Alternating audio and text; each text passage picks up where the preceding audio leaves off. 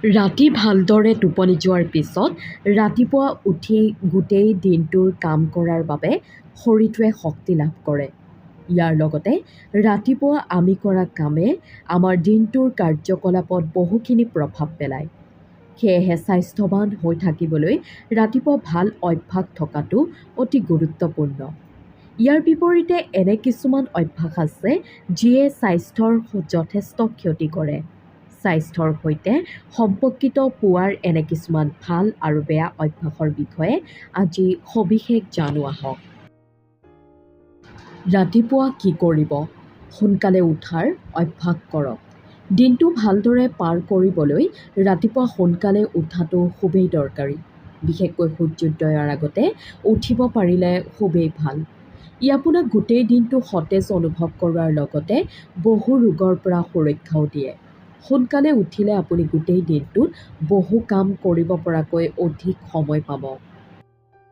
তামৰ পাত্ৰৰ পানী খাব।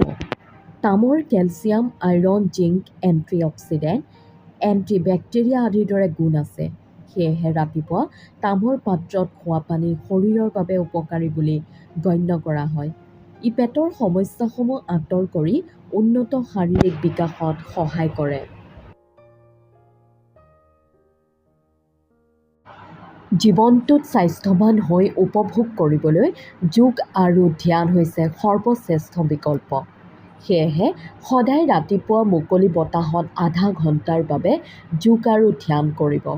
ই মনক শান্ত কৰি শাৰীৰিক আৰু মানসিক উন্নত বিকাশত সহায় কৰে। তদুপৰি যোগ আৰু ধ্যান কৰিলে খং নিয়ন্ত্ৰণ আৰু ৰোগ প্ৰতিৰোধ ক্ষমতা বৃদ্ধি হয়। আনহাতে নিয়মিত ধ্যান কৰিলে মুখমণ্ডললৈ এক প্ৰাকৃতিক উজ্জ্বলতাও আহে। তেল মালিচ। ৰাতিপুৱা শৰীৰত তেল মালিচ কৰিলে ছিদ্ৰবোৰ খোলে আৰু উন্নত ৰক্ত সঞ্চালন হয়, যাৰ ফলত ছালখনে গভীৰ পুষ্টি লাভ কৰে।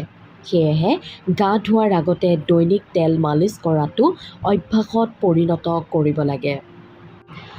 দৈ খাব। দৈ খোৱাটোৱে ৰোগ প্ৰতিৰোধ ক্ষমতা বৃদ্ধি কৰাত সহায় কৰে।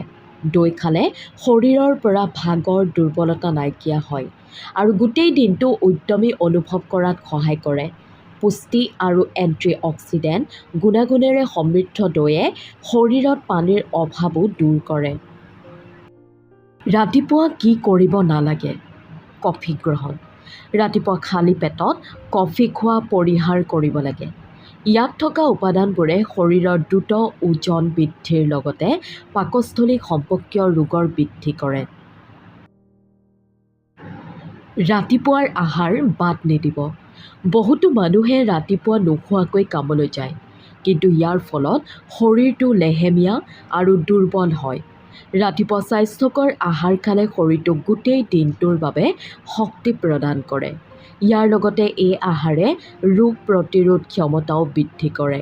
সেয়েহে কেতিয়াও ৰাতিপুৱাৰ আহাৰ বাদ নিদিব।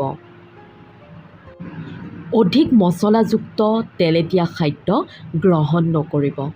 ৰাতিপুৱাৰ আহাৰত অধিক মছলাযুক্ত আৰু তৈলাক্ত বস্তু খোৱাৰ ফলত শৰীৰত ৰোগৰ আশংকা বৃদ্ধি হয়।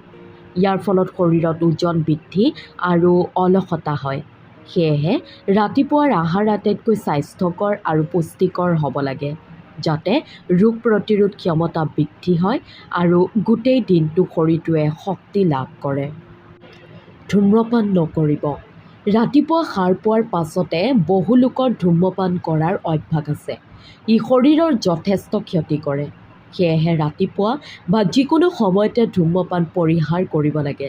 ধূম্ৰপান কৰাৰ ফলত শৰীৰত কৰ্কট ৰোগৰ কোষ বিকশিত হয়, যাৰ ফলত এই ধৰণৰ গুৰুতৰ ৰোগত আক্ৰান্ত হোৱাৰ আশংকা দ্ৰুতগতিত বৃদ্ধি হয়।